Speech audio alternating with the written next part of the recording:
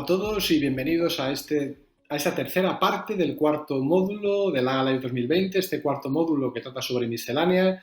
Tenemos analizando múltiples trabajos con nosotros al doctor Paco Mesonero. En este caso, en este tercer módulo, vamos a hablar sobre aspectos de práctica clínica. El primer trabajo es sobre el uso de anticonceptivos en mujeres con enfermedad inflamatoria. Paco, ¿qué nos dice este trabajo? Bueno, pues este trabajo aporta mayor evidencia a una pregunta que nos hacemos constantemente en la consulta y que sobre todo nos preguntan las pacientes, y si el consumo de anticonceptivos puede influir en la evolución o en el curso de la enfermedad. Se trata de un estudio retrospectivo basado en un registro parecido a NEIDA, en el que incluyeron pacientes que tomaban anticonceptivos o estaban tomando anticonceptivos durante más de 2 años y las compararon con un grupo control y evaluaron diferencias en el curso de la enfermedad, fundamentalmente por índices clínicos de actividad, índices serológicos, concretamente proteína C reactiva, calidad de vida y necesidad de consumir inmunosupresores o biológicos.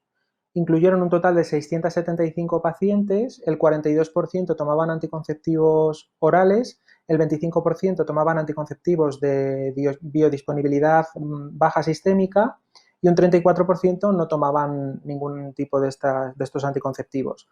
Lo que encontraron exclusivamente en la cohorte de mujeres que tomaban anticonceptivos orales es que tenían unos mayores niveles de proteína C reactiva y una mayor necesidad de uso de inmunosupresores y biológicos.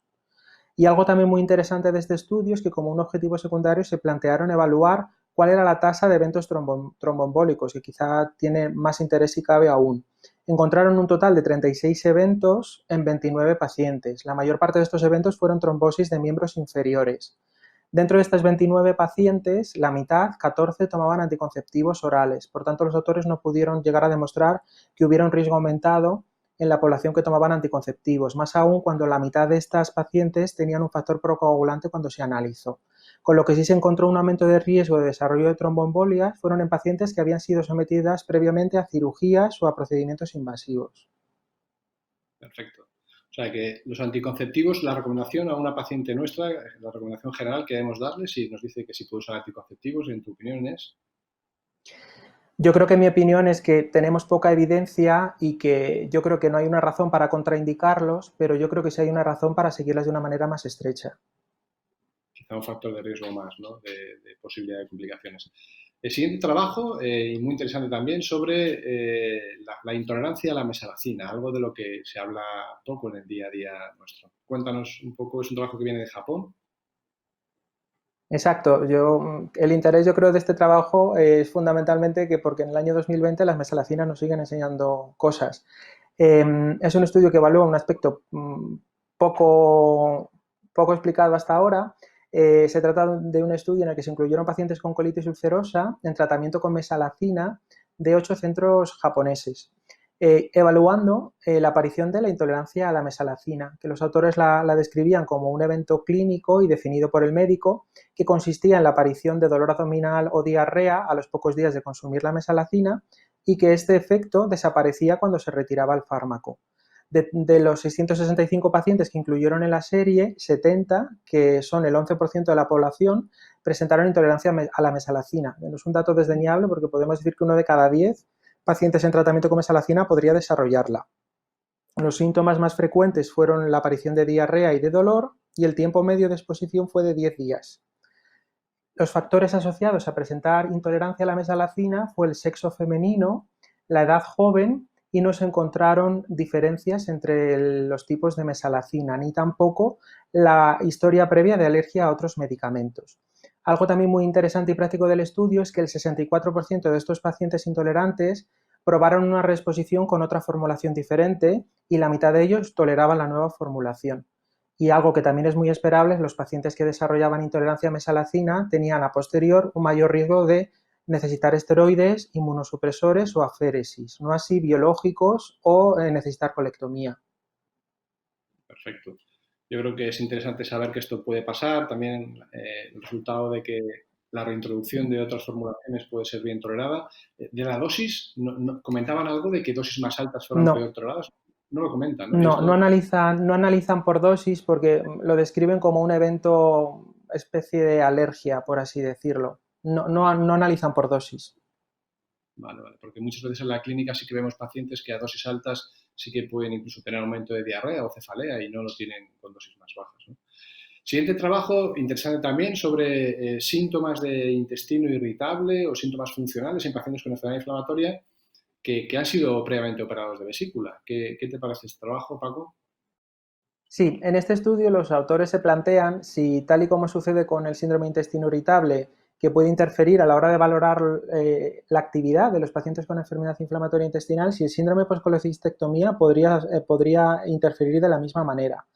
Incluyeron 834 pacientes con enfermedad inflamatoria intestinal, de los cuales 151 pacientes estaban colecistectomizados, y analizaron diferencias entre los dos grupos, estar o no colecistectomizado.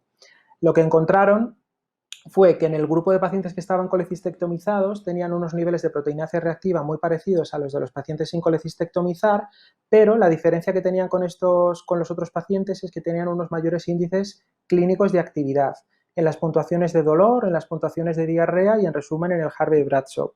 Y también tenían unas menores puntuaciones en la calidad de vida y un mayor consumo de opioides. Este estudio, que a este punto igual se quedaría un poco cojo porque la actividad inflamatoria solo la evaluaron por proteína C reactiva, yo creo que cobra mucho más interés cuando a un subgrupo de pacientes colecistectomizados con estos parámetros de actividad clínica alterados les trataban de manera empírica con quelantes de sales biliares. Fueron un total de 80 pacientes y durante un año recibieron este tratamiento, y lo que encontraron fue una importante mejoría de los índices clínicos, fundamentalmente una desaparición del dolor en el 63%, una desaparición de la diarrea en el 70% y unas mejores puntuaciones en los cuestionarios de calidad de vida en 2/3 de los pacientes. Por lo tanto, los autores concluyen que debemos sospechar un síndrome de postcolecistectomía en pacientes con enfermedad inflamatoria intestinal que están colecistectomizados y que la clínica no nos cuadra con una actividad inflamatoria. Perfecto. Yo creo que esto, todos tenemos pacientes así, muchos pacientes incluso que se operaron de vesícula, algunos de ellos incluso en el mismo acto quirúrgico de una cirugía intestinal o han sido operados posteriormente de vesícula y que tienen estos síntomas, ¿no? El siguiente trabajo es un estudio de cohortes danés sobre la interrupción o no de las tiopurinas a la hora de iniciar el anti-TNF. ¿Qué te ha parecido ese Sí, trabajo? yo creo que es una pregunta que nos hacemos prácticamente a diario. Cuando vamos a empezar un tratamiento biológico nos preguntamos si la tiopurina que había fracasado merece la pena continuarla o no. Se trata de un estudio danés, es un estudio retrospectivo en el que se incluyeron pacientes que iban a iniciar tratamiento biológico y que habían sido expuestos previamente a tiopurínicos con fracaso. Lo que evaluaban era la aparición de un evento que era una variable combinada que incluía la necesidad de necesitar corticoides, necesidad de hospitalizar, de ser intervenido o de morir. Quizás son unas variables un tanto difíciles de encontrar en un seguimiento a corto plazo. Incluyeron un total de 1.600 pacientes, de los cuales 1.100 a criterio del médico o del paciente se había decidido continuar con el tiopurínico, es decir, estaban en terapia combo, y 500 pacientes decidieron suspender el tiopurínico. Durante un seguimiento en un análisis de supervivencia de casi 4 años, encontraron, tal y como se muestra en la gráfica, que el grupo de pacientes que suspendían la tiopurina tenían un aumento del riesgo de desarrollar esta variable combinada, que cuando se estratificaba por cada una de las variables solo se encontró que ese riesgo estaba aumentado para la variable de necesitar corticoides. Por tanto, los autores concluyen que los pacientes que suspenden el tratamiento tiopurínico cuando inician el biológico tienen un mayor riesgo de necesitar corticoides en la evolución posterior. Muy interesante ese trabajo también. Y ya para terminar, uno sobre remisión profunda y su significado al cabo de un año, ¿no? Datos del estudio Taylorix. Cuéntanos, Paco, qué concluyen en ese trabajo. Este estudio ya no es tanto aborda una cuestión de práctica habitual, es un poco un estudio que a mí personalmente me hace reflexionar, pues, la cautela con la que debemos a veces aplicar los resultados de los ensayos clínicos. Es un estudio que evalúa cuál es el beneficio a largo plazo de obtener una curación mucosa. Se basaron en la cohorte Taylorix, que evaluaba qué estrategia Treat-to-Target era mejor en pacientes que iniciaban tratamiento biológico para conseguir curación mucosa a un año. Lo que hicieron fue seguir a estos pacientes durante un periodo de 4 años, evaluando la aparición de un evento que denominaron progresión de enfermedad, que consistía en necesitar corticoides, necesitar un cambio de tratamiento biológico, necesitar ingresar o ser intervenidos. y esto lo estratificaron en función de si los pacientes habían obtenido o no curación mucosa al año. Y lo que encontraron después de un tiempo de seguimiento de 4 años, tal y como se muestra en esta curva de supervivencia, es que no había diferencias en progresión de la enfermedad en función de si los pacientes habían o no alcanzado curación mucosa al año. Muy interesante este dato y lo que comentabas, ¿no? Que de vez en cuando está bien que haya datos que parezcan contradictorios para hacernos reflexionar y poner las cosas en su sitio. Siempre hay un trabajo clásico del grupo de Lovaina que decía que encontrar una mejoría endoscópica significativa respecto del basal, desde luego podía ser, en enfermedad de Crohn, podía ser tener casi el mismo pronóstico que la curación completa, ¿no? Yo creo que es importante saber que está muy bien alcanzar la curación endoscópica, pero la mejoría endoscópica puede ser suficiente, desde luego, en muchos pacientes si se alcanza, ¿no? Muy bien, Paco, pues terminamos aquí esta tercera parte del cuarto módulo de miscelánea. Gracias a todos por vuestra atención. Pronto tendréis con vosotros la última parte de este AGA Live 2020. Muchísimas gracias.